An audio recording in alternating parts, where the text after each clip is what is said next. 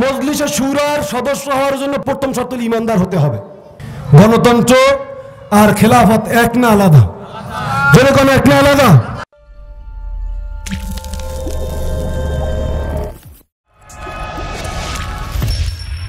Complete দিন media, ইসলামকে পূর্ণাঙ্গভাবে জানাতে আমরা দৃঢ় প্রত্যয়ী। উপস্থিত সম্মানিত ওলামায়ে কেরাম, তোলাবা, মুরব্বিয়ান আযম, আমার যুবক ভাইয়েরা, উপস্থিত হাজিরিন, পর্দার অন্তরাল থেকে মাইকের আওয়াজ শ্রবণ করছেন মা ও বোনেরা, অনলাইনে যুক্ত আছেন পৃথিবীর বিভিন্ন প্রান্ত থেকে বাংলা ভাষাভাষী দিনদার মুসলমান, সকলকে নিবেদন করছি সালাম, আসসালামু আলাইকুম ওয়া রাহমাতুল্লাহি ওয়া বারাকাতুহু।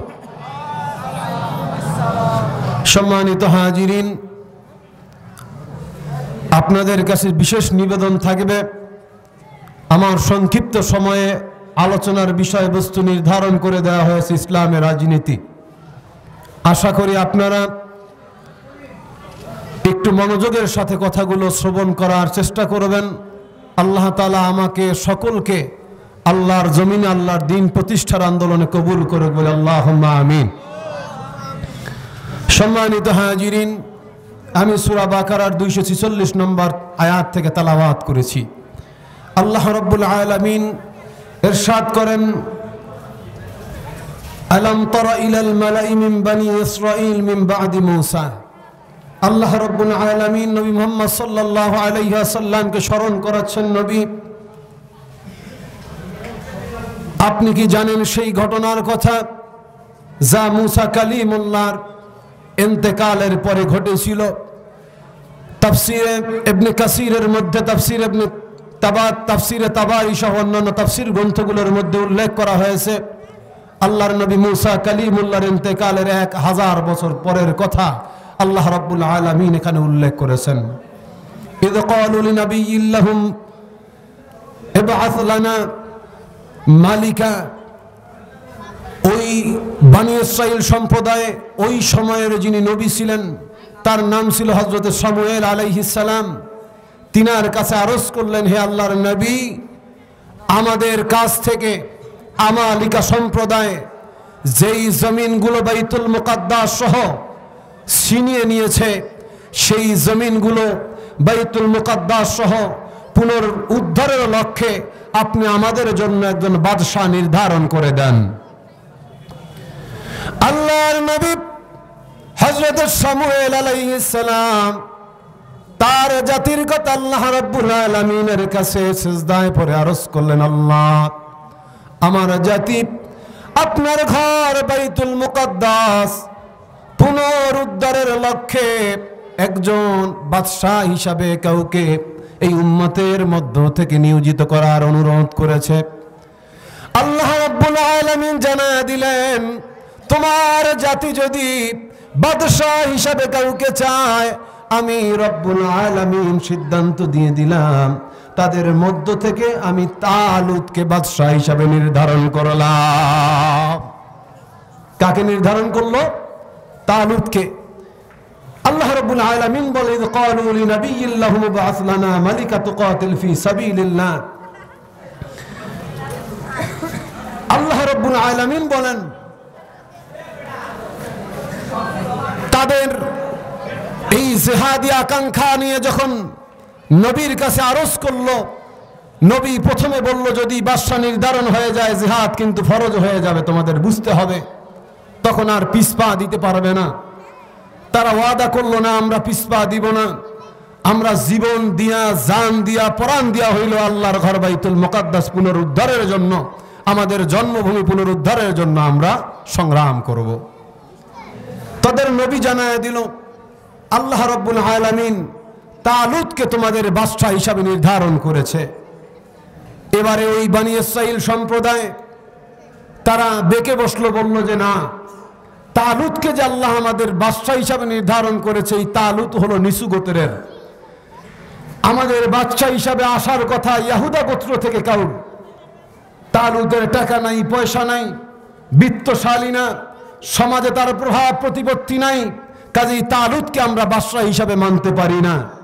আল্লাহ রাব্বুল আলামিন তার নবীর মাধ্যমে জানায় দিলেন, ও বনী ইসরাইল, যদিও তালুতের টাকা পয়সা বিত্তশালী সমাজের তিনি নন, কিন্তু আল্লাহ রাব্বুল আলামিন শক্তির দিক দিয়ে, বুদ্ধির দিক দিয়ে, ইলমের দিক দিয়ে, আমলের দিক দিয়ে তালুতকে আল্লাহ রাব্বুল আলামিন প্রাচুর্যতার পূর্ণতা দিয়েছেন। সুবহানাল্লাহ।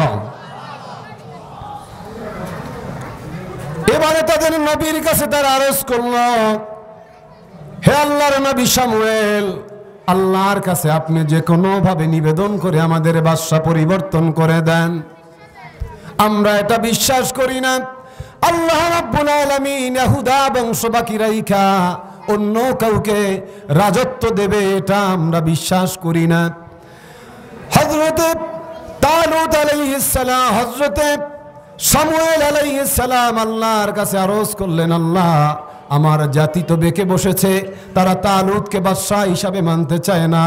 আল্লাহ রাব্বুল আলামিন হযরতে শামুয়েলকে জানায়া দিলেন, হে শামুয়েল, আপনি জানায়া দেন আপনার বনি ইসরাঈলের একটা বাক্স ছিল, যেই বাক্সটাকে তাবুক বলতো। ওই বাক্সটা তারা সামনে নিয়ে যখন যুদ্ধ ময়দানে এমন অবস্থার পরিস্থিতির যখন শিকার হয়ে যেত, হয়তো তারা জানতো এখন নিশ্চিত পরাজয়ের মুখোমুখি হয়ে যাচ্ছি। ওই বাক্সটা সামনে নিয়ে যখন আল্লাহ রাব্বুল আলামিনের কাছে ফরিয়াদ করত, আল্লাহ রাব্বুল আলামিন মুহূর্তের মধ্যে যুদ্ধের মোড় ঘুরায়া দিয়া তাদেরকে বিজয় দান করতে। তাফসীরের মধ্যে আসছে যে ওই বাক্সের মধ্যে ছিল মূসা আলাইহিস সালামের উপরে আল্লাহ রাব্বুল আলামিনের নাজিলকৃত তাওরাতের পাণ্ডুলিপি, হযরত মূসা আলাইহিস সালামের লাঠি, হযরত হারুন আলাইহিস সালামের লাঠি, হযরত মূসা আলাইহিস সালাম এবং হযরত হারুন আলাইহিস সালামের পরিধেয় কিছু কাপড়, নবীদের কিছু জামা এবং সমস্ত নবীদের রূহগুলোকে যেই বাটির মধ্যে রেখে তাদের কলবকে ধৌত করা হয়েছে, সেই বাটিটা আল্লাহ রাব্বুল আলামিন হযরত মূসা কালিমুল্লাহকে দিয়েছিলেন, ওটা ওই বাক্সের মধ্যে ছিল। এই বারাকাতের কারণে এই বাক্স নিয়ে যখন তারা দোয়া করত, মুহূর্তের মধ্যে আল্লাহ রাব্বুল আলামিন যুদ্ধের মোড় পরিবর্তন করায় দিতেন। সুবহানাল্লাহ। ভাইরা আমার, আল্লাহর নবী হযরতে শামুয়েল আলাইহিস সালাম বললেন, ও আমার জাতি, আল্লাহ রাব্বুল আলামিন তালুতকে যে বাদশা হিসাবে নির্ধারণ করেছে, এটার প্রমাণ হবে আমালিকা সম্প্রদায় তোমাদের কাছ থেকে যেই বাক্সটা চুরি করে নিয়েছিল, ওই বাক্সটা আল্লাহ রাব্বুল আলামিন আবার এই তালুতের কাছে ফেরত দিয়ে দিবে। বলে তাইলে আমরা মানি। তো সংক্ষিপ্ত কথা হলো,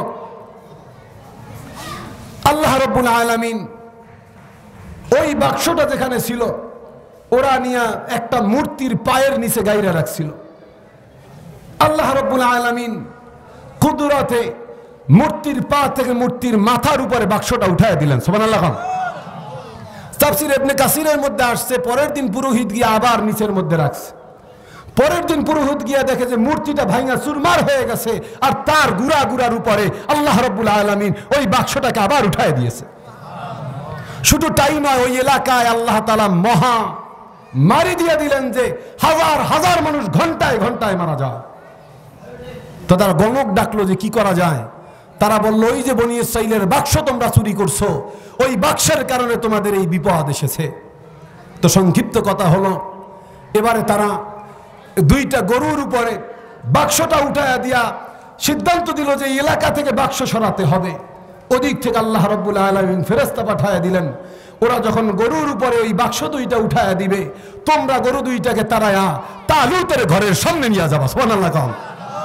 তাফসীর ইবনে কাসিরের মধ্যে উল্লেখ করা হয়েছে, বনি ইসরাঈলের লোকেরা পরের দিন সকালবেলা গিয়ে দেখতেছে বাদশা তালুতের ঘরের মধ্যে ওই তাদের হারানো সেই বাক্স, যেটার মধ্যে আল্লাহ রাব্বুল আলামিন তাওরাতের নাজিলকৃত সেই তাওরাতের পাণ্ডুলিপি, আল্লাহর নবী মূসা এবং হারুন আলাইহিস সালামের ব্যবহার এর তৈজসপত্রগুলো যেটার মধ্যে ছিল, সেই বাক্সটা যখন তার কাছে দেখেছে, তখন তারা তাকে বাদশা হিসেবে মেনে নিয়েছে। তো সংক্ষিপ্ত কথা হলো, একটা পর্যায়ে বনি ইসরাঈল এবার সিদ্ধান্ত হলো যে আমালিকা সম্প্রদায়ের বিরুদ্ধে যুদ্ধ হবে। তখন আমালিকা সম্প্রদায়ের যিনি রাজা, তার নাম ছিল জালুত। তো সৈন্য বাছাই করা হবে, কয়েক লক্ষ লোকের মধ্য থেকে বাছাই করে প্রাথমিক বাছাইয়ে তাদের মধ্য থেকে সৈন্য টিকলো মাত্র ৮০,০০০। কত হাজার বলেন? ৮০,০০০ সৈন্য টিকলো। আল্লাহ রাব্বুল আলামিন তার নবীর মাধ্যমে বনি ইসরাঈলের বাদশা তালুতকে জানায় দিলেন, তুমি তোমার সৈন্যবাহিনীকে জানায় দাও যে আল্লাহ রাব্বুল আলামিন ওই আমালিকা সম্প্রদায়ের কাছে যুদ্ধে যখন তোমরা যাবা, এই যুদ্ধের মধ্যখানে নাহরে শরিয়া, যেটাকে বর্তমানে জর্দান নদী বলা হয়, ওই নদী পার হয়ে যেতে হবে। আর ওই নদী পার হওয়ার সময় আল্লাহ রাব্বুল আলামিন পরীক্ষা করবে কারা প্রকৃতপক্ষে ঈমানদার আর মুনাফিক। আল্লাহ রাব্বুল আলামিন মুনাফিকগুলোকে ছাঁটাই কইরা ঈমানদারদেরকে একমাত্র জালুতের বিরুদ্ধে জিহাদের ময়দানে অবতীর্ণ করবেন। ভাইরা আমার, পথ চলতে চলতে ফিলিস্তিন ও জর্দানের মধ্যবর্তী নাহরে শরিয়াতের কাছে যখন তারা চলে যায়, আল্লাহ রাব্বুল আলামিন পরীক্ষা করার জন্য তালুতকে জানায় দেয়, তাদেরকে বলে দাও তারা যদি পানি খেতেও চায়, এই প্রচন্ড পিপাসার মধ্যে সর্বোচ্চ 1 ঢোক পানি খেতে পারবে। কয় ঢোক? 1 কোষ। কয় কোষ? 1 কোষ পানি খাবে। তো বনি ইসরাঈল সবসময় আল্লাহ রাব্বুল আলামিনের বিধানগুলোকে পেছাইতো, আল্লাহ এই জন্য ওদের শাস্তি বেশি দিত। তোরা নদীর মধ্যে নামছে, কোষটা ঢুকায়া দিয়ে ইচ্ছা মতো চুমুক দিচ্ছে, কোষ আর উঠায় না, বলে আল্লাহ খাইতে কইছে 1 কোষ, 2 কোষ তো খাই না। তা আল্লাহ রাব্বুল আলামিন যেইগুলো 1 কোষের থেকে পানি বেশি খেয়েছে, ওদের প্রত্যেককে পেটের মধ্যে পীড়া দিলেন, পেটগুলাকে পোমা মাছের মতো ফুলায়া দিলেন, সবগুলো নদীর কিনারে পইরা রইল। এই ৮০,০০০ লোকের মধ্যে মাত্র ৩১৩ জন লোক টিকলো, যারা প্রকৃত ঈমানদার, শুধু 1 কোষ পানি খেয়েছে আর বেশি খায় না। সুবহানাল্লাহ। তো এই লক্ষ লোক থেকে টিকলো ৮০,০০০। ৮০,০০০ লোক থেকে টিকলো কয়জন? ৩১৩ জন। তাফসীর ইবনে কাসীরের মধ্যে উল্লেখ করা হয়েছে, ইমাম তাবারির বর্ণনা দিয়ে উল্লেখ করেছেন যে বদরের যুদ্ধে মুহাম্মদুর রাসূলুল্লাহর সৈন্যের সংখ্যা ছিল যত, বাদশা জালুতের বিরুদ্ধে যুদ্ধে সৈন্যের সংখ্যা ছিল তত। সুবহানাল্লাহ। ভাইরা আমার, একটা পর্যায়ে ওই ৩১৩ জন ঈমানদার বাদশা তালুতের নেতৃত্বে চলে গেল জালুতের রাজধানীর কাছাকাছি। আমালিকা সম্প্রদায়ের রাজধানী ঘেরাও করার জন্য যখন তারা গিয়েছে, কাছে গিয়ে খবর নিয়ে দেখে ওই জালুতের সৈন্য বাহিনীর সব থেকে যিনি ছোট কমান্ডার, তার অধীনেও জালুতের সৈন্যের সংখ্যা হলো ৫০,০০০। সব থেকে ছোট কমান্ডারের অধীনে সৈন্য কত? ৫০,০০০। তো যুদ্ধের নিয়ম অনুযায়ী প্রথমে বার্তা পাঠাতে হয়। বাদশা তালুত বার্তা পাঠালেন যে আমরা তোমাদের বিরুদ্ধে যুদ্ধের জন্য আসছি। কি জন্য আসছে? যুদ্ধের জন্য আসছে। তো তারা এটা নিয়ে একটা মোটামুটি কৌতুকের মতো আয়োজন করে ফেলছে যে এই ৩১৩ জন যুদ্ধ করবে, সব থেকে ছোট কমান্ডার ছাড়লেও কত হাজার? ৫০,০০০। তো যাই হোক, একটা পর্যায়ে সিদ্ধান্ত হলো যুদ্ধ হবে। বাদশা জালুত বলল, ওরা যখন বেশি সাহস দেখায় ওদেরকে একটা শায়েস্তা করা দরকার। সেনাপ্রধানের বলে কি করা যায়? বলে আমি এই ৩১৩ জনের সাথে যদি লড়াই করি তাইলে আমার একটা প্রেস্টিজের ব্যাপার আছে, যে আমার কয়েক লক্ষ সৈন্য আমার অধীনে থাকে। এখন আমি যদি এর বিরুদ্ধে যুদ্ধ করি তাইলে কইবে ওই গুরু করার লোকে যুদ্ধ করে যাচ্ছে, আমি এই ইজ্জত নষ্ট করতে যাইতে পারবো না। সব থেকে ছোট কমান্ডারে বললো, সে বলে আমার ৫০,০০০ আছে, আমি নামতে পারবো না, আমার ইজ্জত পোষায় না। তো একটা পর্যায়ে বাদশা জালুত প্রস্তাব করলো, ঠিক আছে তোমাদের ৩১৩ জন লাগবে না, আমাকে যে ঠকাইতে পারবে, আমি যদি আমাকে হারাইতে পারে তাইলে আমার এই রাজত্ব সে পেয়ে যাবে। আমার সৈন্যবাহিনী এই চুক্তি হলো যে এতে জয় বরণ করবে, শুধু জালুতকে হারাতে হবে। কাকে? জালুতকে হারাতে হবে। তো এখন ওই ৩১৩ জনের মধ্য থেকে তারা বের হয়ে জালুতের চেহারা সুরাত দেইকা সাহসে আর কেউ আগায় না। এবারে বাদশা তালুত আল্লাহ রাব্বুল আলামিনের কাছে দোয়া করলো, ক্বালু রব্বানা আফরিগ আলাইনা সাবরা ওয়া সাব্বিত আকদামানা ওয়ানসুরনা আলাল কওমিল কাফিরিন। আয় আল্লাহ, আমরা যখন এই জালুত তার সৈন্যদের মুখোমুখি হয়েছি, আয় আল্লাহ, তো আপনার কাছে আমাদের প্রার্থনা হলো, রব্বানা আফরিগ আলাইনা সাবরা, আল্লাহ আমাদের সবরের শক্তি সীসা ঢালা প্রাচীরের মতো আমাদের মধ্যে ঢেলে দেন। ও সাব্বিত আকদামানা, আয় আল্লাহ আমাদের এই সৈন্য সংখ্যা যদিও কম, আপনি বহু জায়গায় বেশি সংখ্যকের মোকাবেলায় কম সংখ্যকের বিজয় দিয়েছেন। আপনার কাছে আমাদের প্রার্থনা হলো, আমাদের জীবন যায় যাবে, কিন্তু আপনার রাস্তায় জিহাদের ময়দানে জিহাদ করতে করতে যেন যায়, আমাদের কারো পা যেন পিছপা না হয়ে যায়। আয় আল্লাহ সাব্বিত আকদামানা, আমাদের পা গুলোকে, আমাদের মনোবলগুলোকে আয় আল্লাহ জালুতের বিরুদ্ধে আপনি শক্তিশালী করে দেন। ওই ইমানদার মুসলমান, এদিকে ঘটনা হলো আল্লাহর নবী দাউদ আলাইহিস সালাম তখনও যুবক, তার 3 ভাই চলে গেছে জিহাদের ময়দানে। বাড়িতে বৃদ্ধ বাবা বৃদ্ধ মা, দেখার মতো কেউ নাই। দীর্ঘদিন হয়ে গেছে, মুসলমানেরা পরাজয় বরণ করছে নাকি হেরে গেছে কোনো খবর নাই। তার বাবা এবং মা তাকে পাঠায় দিলেন, যাও তোমার ভাইয়েদের খবর নিয়ে আসো, তারা যদি মারা যায় তাদের জন্য দোয়া করব, শহীদ হলে আল্লাহর কাছে শুকর আদায় করব, আর তারা বেঁচে থাকলে বিজয়ের দোয়া করব। আমরা জানতে চাই তারা বেঁচে আছে নাকি মারা গেছে। আল্লাহর নবী দাউদ তখনও যুবক তরুণ মানুষ, তিনি চলে গেলেন বাবার নির্দেশে বাড়ি থেকে। সংক্ষেপ কথা হলো, আমার সংক্ষিপ্ত সময় আলোচনা শেষ করার জন্য আমি অনেক কাহিনী ছোট করে আনছি। তো দাউদ আলাইহিস সালাম যখন তালুতের তাবুর কাছে গিয়ে পৌঁছালেন, একটা পর্যায়ে তিনি দেখতেছেন যে তালুত সবাই কান্নাকাটি করে।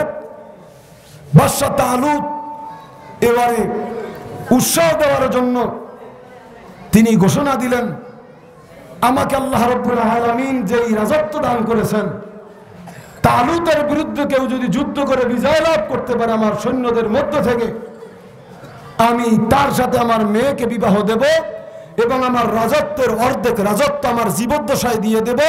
ইন্তেকালের পরে ওসিয়াত করব, পূর্ণ রাজত্ব তার হয়ে যাবে। সুবহানাল্লাহ। এখন সবাই পরামর্শ করে আর কয়, বেটা বাইসা থাকলে না রাজার মাইয়া বিয়ে করবো, আর বাইসা থাকলে না তার রাজত্বের অর্ধেক পাবো, মরলে পুরা পাবো।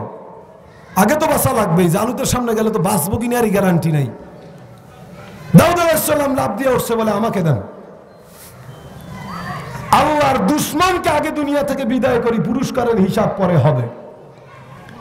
তো দাউদ আলাইহিস সালাম তরুণ মানুষ, বাদশা তালুত প্রথমে রাজি হয় নাই, দেখে ডানে বামে কেউ সাড়া দেয় না, বারবার দাউদ বলতেছে। তো তার সাহস হয়ে গেল, যাক আল্লাহর উপর ভরসা করে ছেড়ে দেই, আল্লাহ চাইলে এই তরুণের হাতেও বিজয় আনতে পারে না, পারে না? চিৎকার মেরে বলেন, পারে না, পারে না? দাউদ আলাইহিস সালাম চলে গেলেন, জালুতের মুখোমুখি মোকাবেলা করলেন। দাউদ আলাইহিস সালামকে জালুত দেখে মস্করা করতেছে যে, বাচ্চা মানুষ, তুমি আসছো আমার সাথে যুদ্ধ করতে, ঘোড়া নাই, ঢাল নাই, তরবারি নেই, তুমি কি দিয়া যুদ্ধ করবা? দাউদ আলাইহিস সালাম তার হাতের মধ্যে থেকে পাথর বের করে জালুতের ঠিক কপাল বরাবর একটা পাথর ছুঁড়লেন। তাফসীর ইবনে কাসীরের মধ্যে লিখেছে, ওই পাথরের আঘাত গিয়ে গুলির মতো বিদ্ধ হয়ে ওর মগজের মধ্যে ঢুকে গেছে। আল্লাহ রাব্বুল আলামিন এই পাথরের আঘাতে জালুতকে দুনিয়া থেকে বিদায় করে দিয়েছে। সুবহানাল্লাহ, লিল্লাহি তাকবীর। মুসলমানদের বিজয় চলে আসলো। আল্লাহ রাব্বুল আলামিনের মনোনীত বাদশা তালুত তার ওয়াদা রক্ষা করলেন। ওই রাজ্য বিজয়ের পরে রাজ্যের অর্ধেকটা দাউদ আলাইহিস সালামের নামে লিখে দিলেন, তাকে রাজত্ব দিলেন, তার সাথে নিজের আপন মেয়ে বিবাহ দিলেন।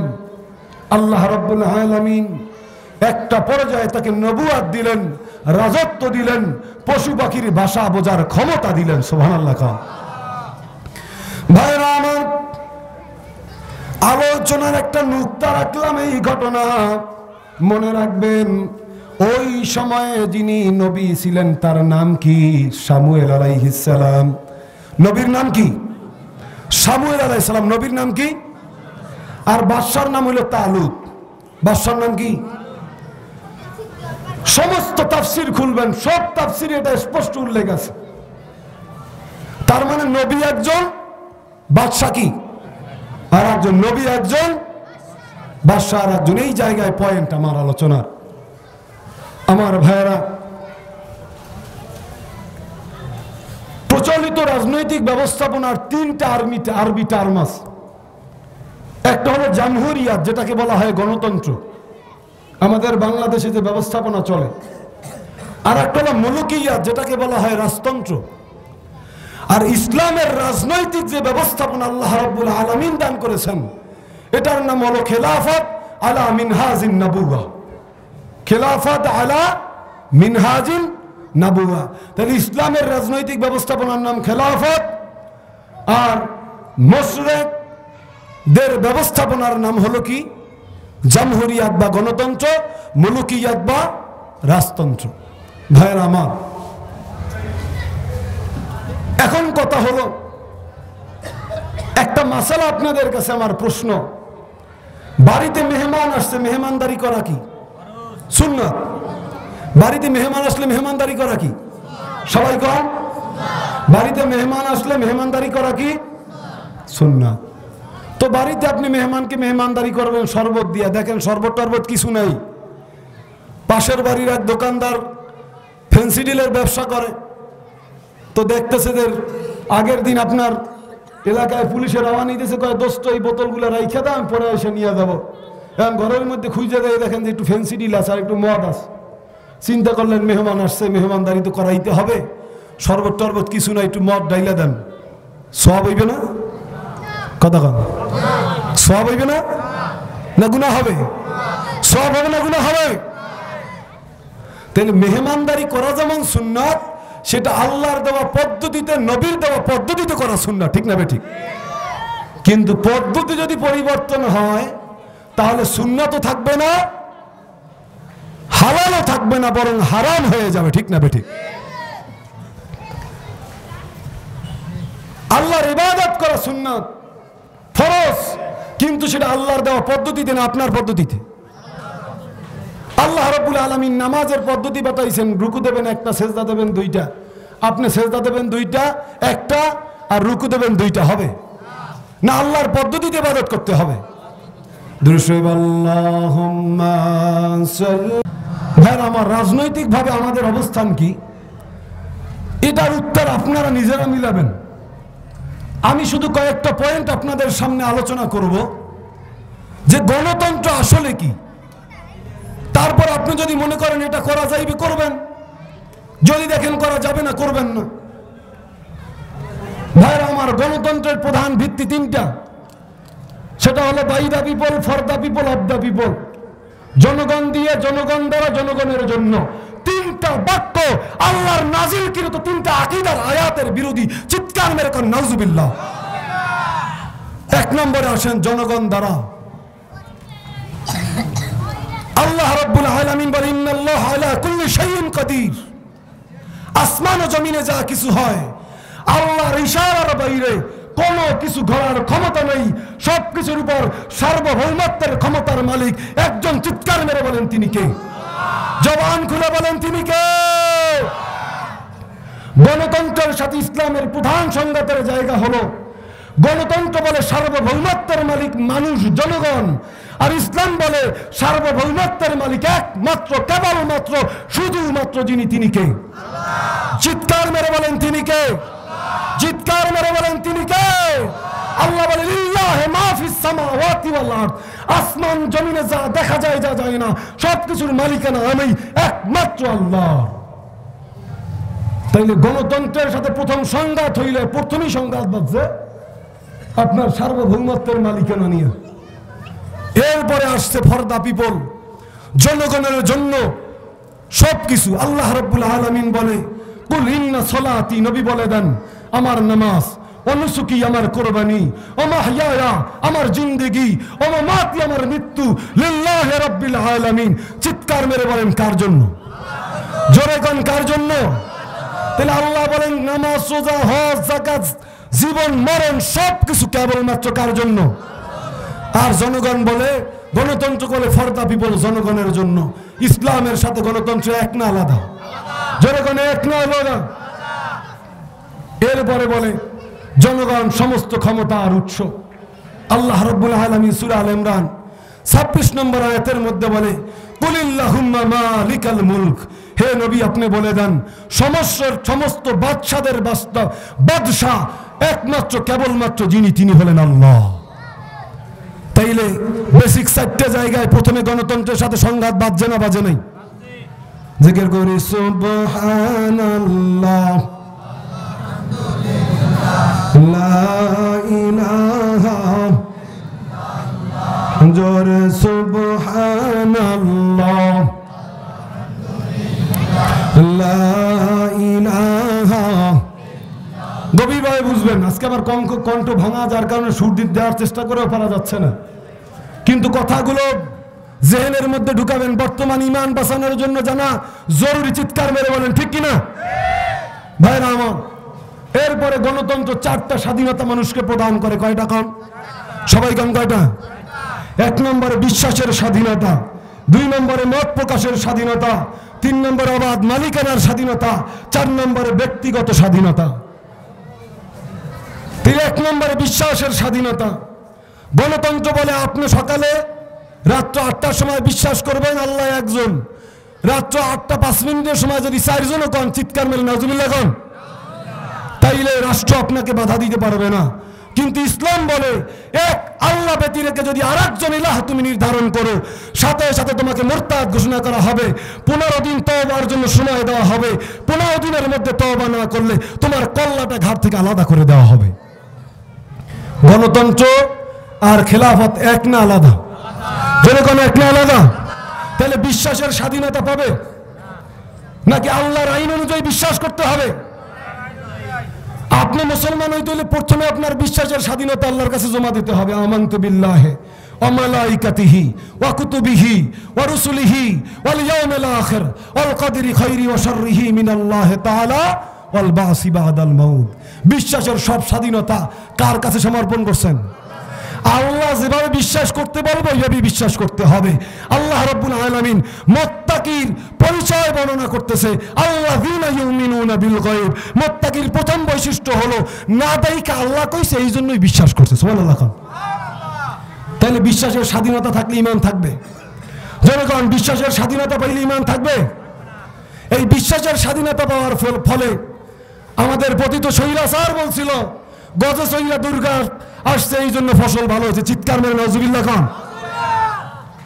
তাহলে ফসল ভালো করার মালিক কে? 2 নম্বরে মত প্রকাশের স্বাধীনতা।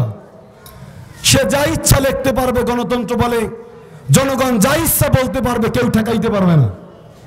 এই মত প্রকাশের স্বাধীনতার ফলে ফ্রান্স থেকে কয়েক বছর পর পর আমার নবীর বিরুদ্ধে কার্টুন ছাপা হয়, আর ওই রাষ্ট্রগুলোর বিরুদ্ধে প্রতিবাদ জানাইলে তারা বলে এটা মত প্রকাশের স্বাধীনতা।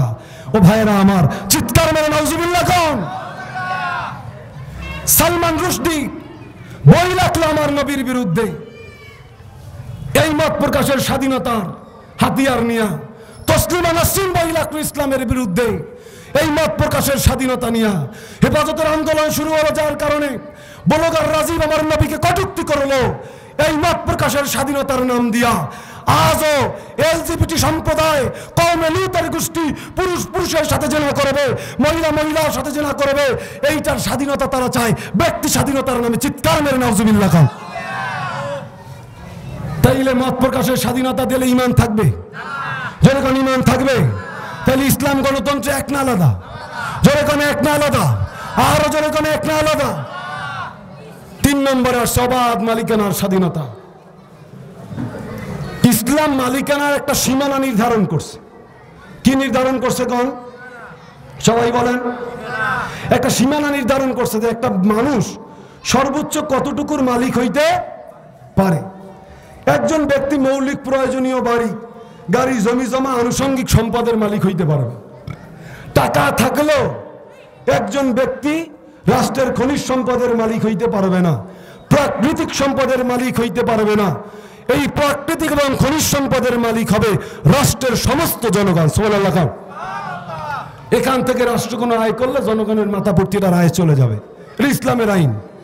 কিন্তু গণতন্ত্র এই অবাধ ব্যক্তি মালিকানার স্বাধীনতা দেওয়ার ফলে আমেরিকা এই গণতন্ত্রের নাম নিয়ে দেখছে ইরাকে তেল আছে, ইরাকটা ধ্বংস করে দিছে। দেখছে আফগানিস্তানে খনি আছে, আফগানিস্তানে আক্রমণ করছে। দেখছে লিবিয়ায় পেট্রোল আছে, লিবিয়া আক্রমণ করে ধ্বংস করে দিয়েছে। এই ব্যক্তি মালিকানার সুযোগ নিয়ে সর্ব পৃথিবীটাকে গ্রাস করার জন্য, ঠিক না বেঠিক? তাইলে গণতন্ত্র আর খেলাফত এক না আলাদা? এবার ভাইয়েরা আমার যে সমস্ত ভাইয়েরা গণতন্ত্রকে হালাল বানাইতে চান, তারা শুরা, মজলিসে শুরার সাথে একটা সামঞ্জস্য বিধান কইরা ভোটটাকে বলেন যে মজলিসে শুরা আর এই যে আমরা ভোট দেই এটা এক জিনিস। মজলিসে শুরার ভোট কখনো এক না, গভীরভাবে বুঝবেন। মজলিসে শুরার সদস্য হওয়ার জন্য প্রথম শর্ত ইমানদার হতে হবে। প্রথম শর্ত কি? যেরকম প্রথম শর্ত কি? ইমানদার হতে হবে। এইটা হইল মজলিসে শুরার সদস্য হওয়ার প্রথম শর্ত। এখন বলেন বাংলাদেশের হিন্দু, বৌদ্ধ, খ্রিস্টান এদের কি ভোটার তালিকা দিয়ে আপনি বাদ দেবেন?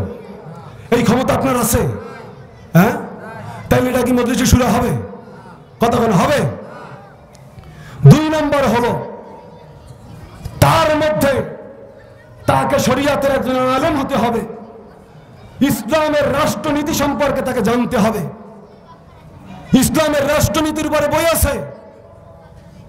হানাফি মাযহাবের অন্যতম প্রসিদ্ধ ইমাম মাওয়ারদি রহমাতুল্লাহ আলাইহি, তার একটা লেখা কিতাব আছে আহকামুস সুলতানিয়া। এখন এই বই নামই তো মানুষ জানে না, ঠিক না বেঠিক? তাইলে 3 নম্বরে তাকে ইসলামের পররাষ্ট্র নীতি সম্পর্কে ধারণা থাকতে হবে। 4 নম্বরে একজন নায়েবে রাসূলের যে শর্ত শারায়েত আছে, সমস্ত শর্ত শারায়েত তার মধ্যে থাকতে হবে। 5 নম্বরে তার আমানত নিয়া জন্ম থেকে এই পর্যন্ত কেউ কোনো প্রশ্ন তুলতে পারবে। এভাবে শর্ত শারায়েতের ভিত্তিতে শুরার সদস্য নির্ধারিত হবে। ইসলামে প্রার্থী হওয়ার কোনো যোগ্যতা নির্ধারণের মাপকাঠি নাই, কিন্তু ভোটার হওয়ার যোগ্যতার একটা মাপকাঠি আছে। আপনি বোঝার চেষ্টা করেন, আপনার গ্রামে যদি 100 জন লোক হয়, এর মধ্যে 60 জন চোর হয় আর 40 জন ভালো লোক হয়, ওই এলাকায় ভালো আর খারাপের মধ্য থেকে যখন দাঁড়াবে মেম্বারিতে, মেম্বার হবে কে, চোর না ভালো মানুষ? 60 জন, আবার ভালো করে বোঝেন, 60 জন চোর আর 40 জন কি? 5 মিনিট আছে, বুঝবেন। 60 জন চোর আর 40 জন ভালো। এখানে যদি মেম্বারিতে দাঁড়ায়, মেম্বার হবে কিটা, চোর না ভালো মানুষ? হ্যাঁ, তাইলে ইসলাম বলে ভোটারের ক্ষমতা নিয়ন্ত্রণ করতে হবে, আলেমদেরকে ভোটার বানাতে হবে, মুত্তাকিদেরকে ভোটার বানাতে হবে। যদি তুমি শুরার কথা বলো, আপনি দেখেন 4 জন খলিফা হলো আমাদের মাপকাঠি এই খেলাফতের মানদণ্ডে, ঠিক না বেঠিক? হযরত আবু বকর, হযরত ওমর, হযরত ওসমান, হযরত আলী, এই 4 জন সম্পর্কে নবী বলে আলাইকুম বিসুন্নতি ওয়া সুন্নাতুল খুলাফায়ে রাশিদিন আল মাহদিয়িন। আল্লাহর নবী বলে আমার সুন্নাতকে তোমরা পালন করবে, আমার খুলাফায়ে রাশিদা আবু বকর, ওমর, ওসমান, আলী, অর্থাৎ পরবর্তীতে যারা এই খেলাফত খুলাফায়ে রাশিদার মধ্যে যারা পড়েছে তাদেরকে মানবে, ঠিক না বেঠিক? কাম ভাইরা আমার, আবু বকর রাদিয়াল্লাহু তাআলা আনহু খলিফা কিভাবে নির্বাচন হয়েছেন? মার্কা নিয়ে দাঁড়াইছিলেন। হ্যাঁ, মুস্তাহিদ সাহাবায়ে কেরাম ইজতিহাদ করছেন, নবী সাল্লাল্লাহু আলাইহি সাল্লাম তারা বর্তমানে তাকে ইমামতি দিয়েছিলেন। এটার উপর ইজতিহাদ করে নবীর ইশারা দইরা ওইটার উপরে সবাই আবু বকরের হাতে বয়াত নিয়েছে। সুবহানাল্লাহ। আবু বকর রাদিয়াল্লাহু তাআলা আনহু খলিফা নির্বাচন করছেন, সরাসরি ওমর রাদিয়াল্লাহু তাআলা আনহুর একজনের নাম বলে গেছেন, কোনো ইলেকশন নাই, পরামর্শ নাই। হযরত ওমর রাদিয়াল্লাহু তাআলা আনহুর ইন্তেকালের সময় আসলে তিনি বললেন যে যদি আবু ওবায়দা ইবনুল জাররাহ আজকে জীবিত থাকতো তাহলে তাকে আমি খলিফা নির্বাচন করে যাইতাম। যেহেতু সে নাই, আমি 6 জনের একটা প্যানেল কইরা গেলাম, এই 6 জন মিলা আমার পরবর্তী খলিফা নির্বাচন করবে। 6 জনের মধ্যে যদি 3-3 ডিভাইড হয়ে যায়, তাহলে ভোট বাড়ানোর জন্য, সিদ্ধান্ত উপনীত হওয়ার জন্য আমার ছেলে আব্দুল্লাহ ইবনে ওমর এখানে একটা ভোট দিবে, কিন্তু সে প্রার্থী হতে পারবে না। আমি চাই না আমার বংশে দ্বিতীয় কোনো ব্যক্তি এই বোঝা বহন করুক।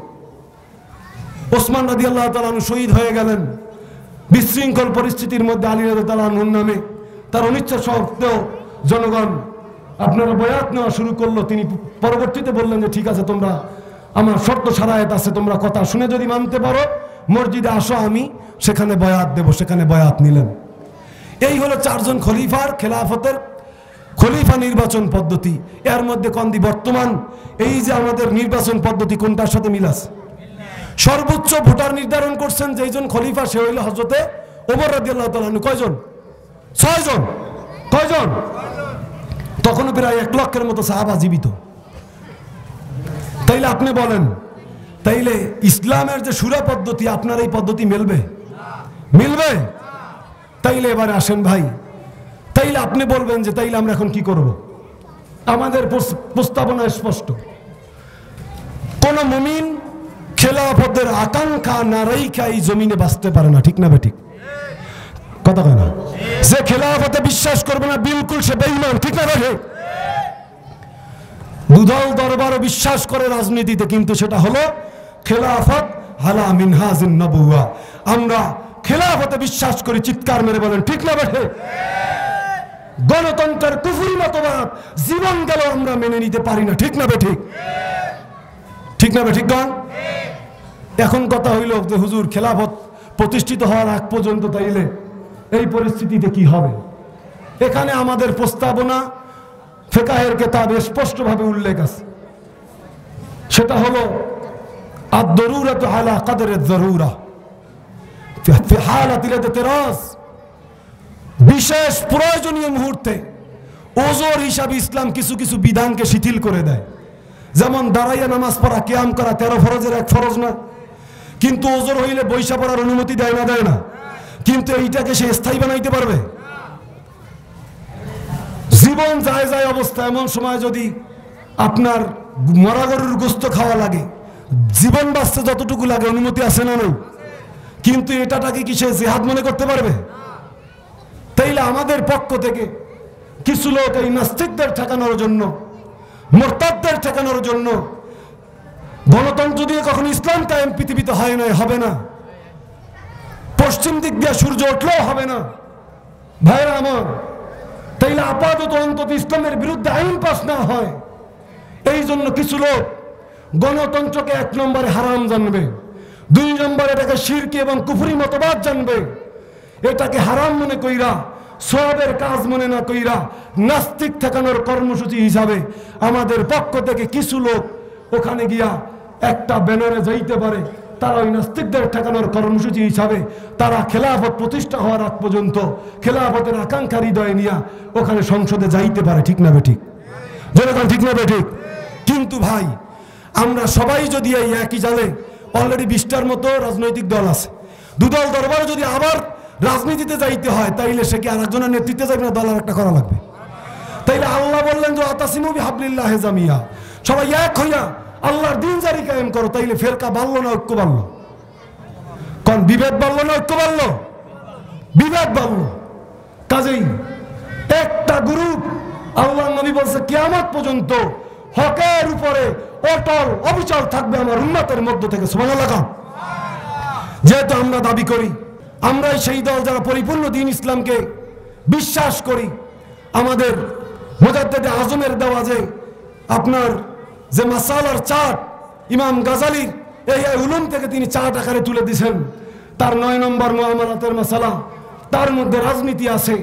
অতএব খেলাফতের উপরে অটল অবিচল কট্টর যদি কেউ না থাকে, একটা সময় এই গণতন্ত্রটাকে জিহাদ বলবে, ঠিক না ঠিক কম?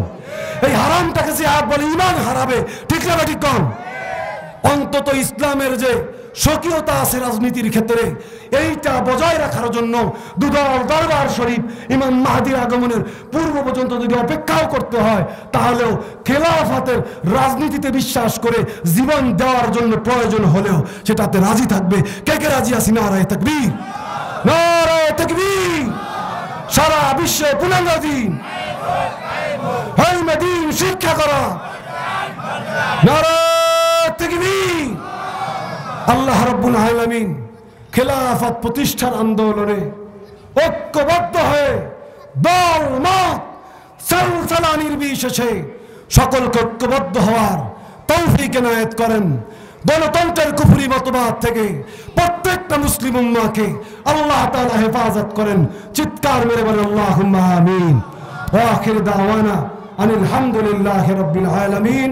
আসসালামু আলাইকুম ওয়া রাহমাতুল্লাহি ওয়া বারাকাতুহু।